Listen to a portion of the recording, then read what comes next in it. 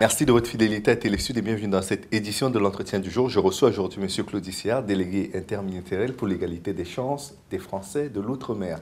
Le libellé est correct. C'est ça, et le champ d'action de la délégation, c'est l'Hexagone, puisqu'il y a un ministère des Outre-mer aujourd'hui qui donc a en charge l'ensemble des régions, départements d'Outre-mer. D'accord. Est-ce qu'on peut aujourd'hui, en 2012, dire que les Français d'Outre-mer sont au même niveau, au même pied d'égalité que les Français de l'Hexagone? Alors oui, en termes de droit, il n'y a pas de citoyens de seconde zone, mais il y a des problématiques inhérentes justement à la fois à l'histoire, à ces régions éloignées de la France hexagonale et à ces populations avec des identités particulières qui aujourd'hui n'ont pas la considération qu'elles devraient en tout cas avoir au plus haut sommet de l'État et dans l'appareil d'État, pour être très précis. Et la création de la délégation interministérielle pour l'égalité des chances des Français d'Outre-mer est née de ce constat. Il y a aujourd'hui des inégalités de traitement, il y a aujourd'hui des disparités, et donc il faut que des femmes et des hommes engagés sur ces questions-là puissent apporter les solutions, des personnes de la société civile et pas seulement. C'est aussi pour cela que je suis arrivé, que j'ai fini par accepter, par militantisme. À un moment donné, on se dit on ne peut pas toujours rester en dehors de la citadelle, envoyer des pierres contre les murs de la citadelle. Il faut parfois entrer dans la citadelle et apporter des solutions. Donc il y a des problématiques qui ne sont évidemment pas les mêmes que celles de 1946, année de la loi de départementalisation pour la Guadeloupe, la Martinique, la Guyane et l'île de la Réunion. Mais malheureusement, 66 ans après, on se rend bien compte qu'il y a toujours de grandes difficultés et que l'engagement de tous, et là encore au plus haut sommet de l'État, est important pour qu'il n'y ait plus ces disparités. D'accord. L'Afrique et les Outre-mer ont eu en commun à la fois le fait d'appartenir à l'Outre-mer du temps de la colonisation et puis la négritude, avec Aimé Césaire et d'autres compagnons de route qui l'ont accompagné. Aujourd'hui, les destins sont différents. Comment vous le vivez, vous, à la fois, comme Français et comme ressortissant de l'Outre-mer? Alors, pas tant que ça. Moi, vous savez que je me définis comme étant un afro-caribéen de la Guadeloupe. Je sais que le gros de mes ancêtres, vous vous étiez arrêté à la colonisation. On peut remonter beaucoup plus loin, à la période donc esclavagiste. Et le gros des esclaves a été déporté du golfe de Guinée. D'ailleurs, Libreville, le nom de cette ville pourrait aussi symboliser l'histoire jusqu'à l'esclavage. Et donc, les liens sont très forts. Les liens... nous n'avons pas le temps ici de parler de la langue créole et vous retrouverez dans cette langue des mots qui n'ont plus la même signification, mais qui sont des mots que l'on retrouve dans les différentes langues des pays du golfe de Guinée. Donc il y a un lien très fort, c'est l'africanité, une forme d'identité, de destin commun, à la fois dans la résistance aux discriminations, à l'oppression, à la colonisation, à la domination, le besoin d'émancipation également, que l'on retrouve aussi bien encore aujourd'hui en Outre-mer, même si ce sont des régions, départements qui appartiennent donc à la France, que l'on retrouve aussi en Afrique, ce besoin d'émancipation. Et on voit bien à travers la culture, mais pas seulement, à travers aussi aujourd'hui le monde de l'entreprise, le besoin de créer des liens entre l'Afrique et l'Outre-mer. Et je discutais il n'y a pas si longtemps avec Victorin Lurel, l'actuel ministre des Outre-mer. Il me disait « J'aimerais beaucoup rencontrer à la fois des officiels africains, travailler avec des personnes qui en Afrique font des choses pour continuer à tisser ces liens. » D'accord. Pendant que dans l'Outre-mer, on se bat pour l'égalité des chances, oui. En Afrique, certains sont nostalgiques de cette époque où l'Afrique était véritablement indépendante. Ils parlent de France-Afrique, de relations, de collusion qu'il peut y avoir entre les intérêts particuliers et ceux des dirigeants. Je voudrais parler de l'affaire des biens mal acquis, mais vous voyez un peu où je veux en venir. Comment est-ce que vous vivez tout ce tapage médiatique autour des relations entre l'Afrique et la France? Alors, si vous permettez, on reviendra sur l'affaire dite des biens mal acquis, parce que là encore, on emploie une terminologie qui semble être acceptée par tout le monde. Moi, j'ai un problème avec à la fois la terminologie et à la fois la démarche de certains. Maintenant, sur toute cette question-là, extrêmement complexe, des relations entre les pays d'Afrique et la France, c'est une relation au départ de domination. C'est on ne peut pas ne pas remonter jusqu'à l'esclavage, mais évidemment s'arrêter plus précisément sur la période coloniale. Et la période coloniale, ce n'est pas une période d'évangélisation ou de besoin de civiliser, vous savez, cette œuvre civilisatrice, c'était ça la propagande de l'époque, mais bien la domination d'un peuple sur un autre, d'un peuple persuadé que l'autre lui est inférieur, et donc à qui il doit dispenser le savoir et tout ce que l'on nous a dit. On sait bien lorsqu'on nous dit aujourd'hui, et souvenez-vous de la loi du 23 février 2005 sur les aspects positifs de la colonisation, et on vous dit oui mais regardez, on a construit des routes, on a construit des ponts, on a construit des ports, des hôpitaux. Il ne faut jamais oublier que tout ça a été construit, ni plus ni moins pour maintenir en bonne santé une population, mais surtout pour extraire du cœur de la forêt, pour extraire de tous ces pays-là, de toutes ces contrées africaines, les richesses. Donc, lorsque vous êtes conscient de cela, on pourrait aller beaucoup plus loin, mais lorsqu'on est conscient de cette réalité-là, on comprend que dans les imaginaires, l'idée d'être le dominant et l'autre le dominé, c'est le complexe du colonisé dépeint par Frantz Fanon dans Peau noire et Masque blanc, mais aussi dans Les damnés de la terre. On comprend bien qu'il y a un rapport qui perdure.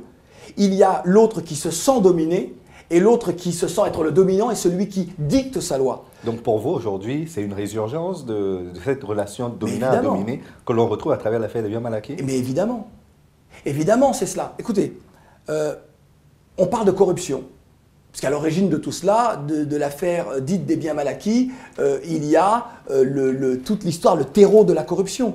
La corruption, qu'est-ce que c'est? C'est qu'à un moment donné, souvenez-vous des indépendances d'Afrique, souvenez-vous de ce que dit Ahmed Sékou Touré, je ne veux pas, en 1958, je ne veux pas d'indépendance sous haute surveillance. Et on sait bien que les indépendances de 1960 sont des indépendances de façade. On sait bien que, et c'est De Gaulle qui déclare lui-même, la France continuera à jouir des matières premières qu'elle a découvertes en Afrique. C'est bien de ça dont il est question. Donc il faut qu'il y ait à la tête des États des personnes dociles, conciliantes vis-à-vis de la France. Et donc tout est bon pour permettre cela. Et la corruption étant la première arme. Il y a ces histoires-là du passé ont malgré tout permis à l'Afrique de se construire. Vous savez, même du pire des Big Bang, même de la pire catastrophe, même du pire des génocides, eh bien, peut naître la plus belle des fleurs.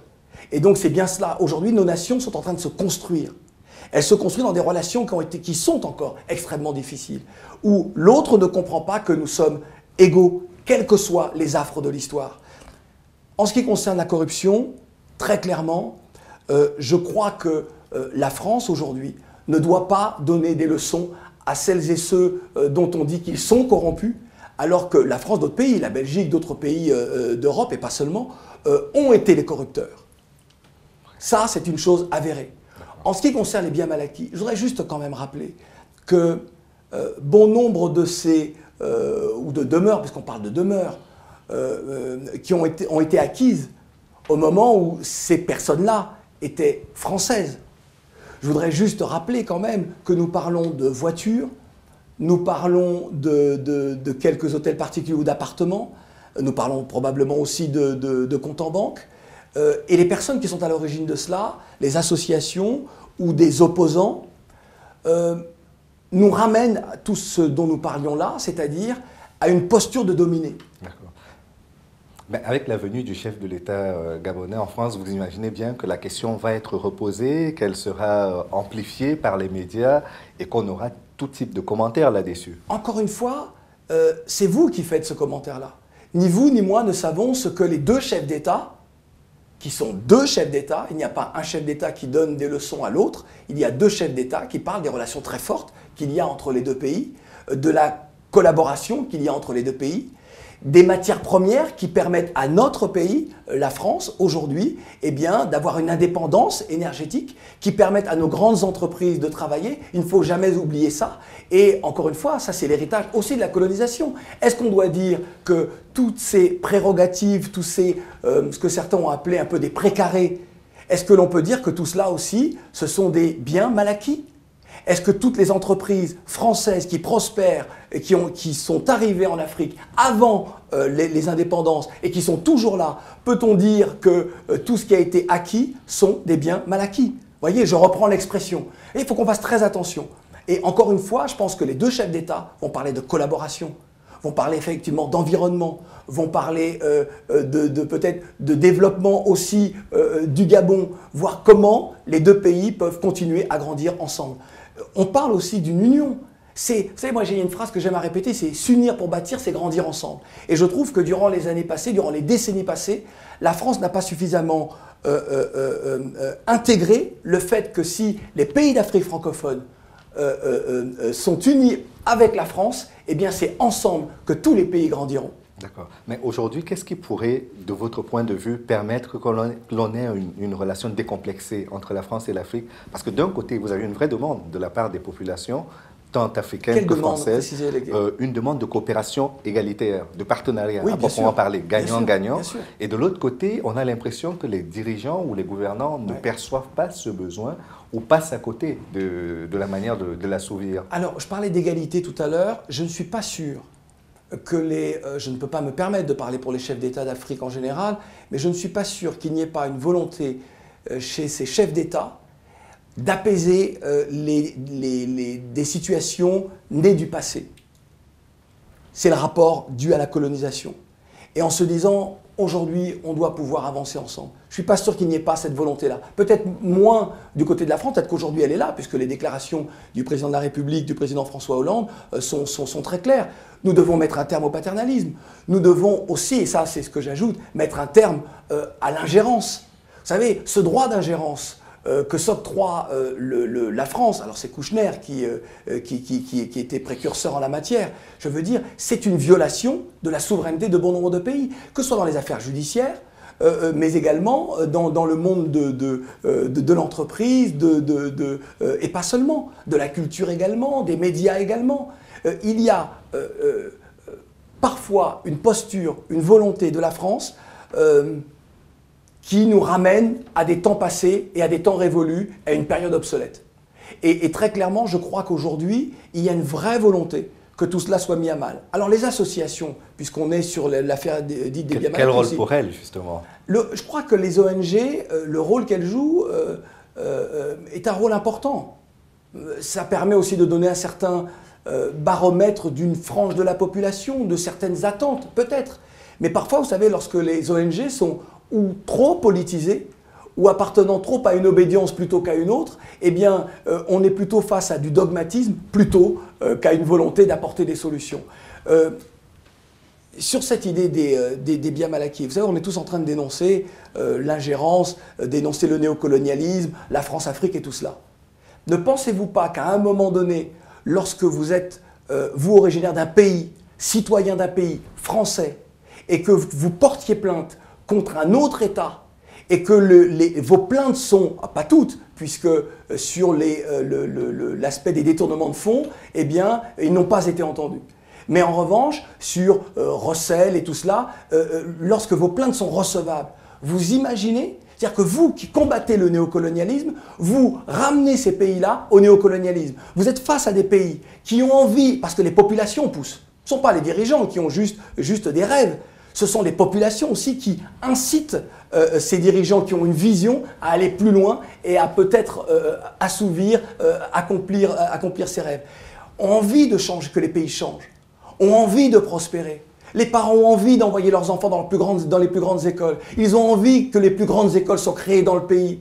Ils ont envie de voir leur pays avoir un leadership, pas seulement sur la scène régionale africaine ou continentale, mais aussi internationale. Et vous avez donc des affaires qui sont là pour plomber l'image de tous ces pays. Et eux, la seule vision qui est la leur, c'est une vision de « nous voulons régler des comptes parce que ce sont des comptes politiques que l'on règle ». Alors entre parfois des oppositions politiques, qui là encore, il est important qu'il y ait une opposition dans un pays.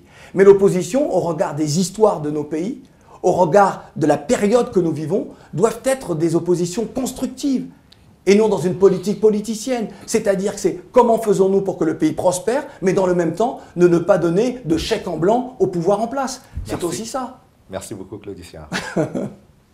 Et merci à vous d'avoir suivi l'émission jusqu'à son terme. Rendez-vous demain pour une autre édition de l'Ancien Jour. À bientôt.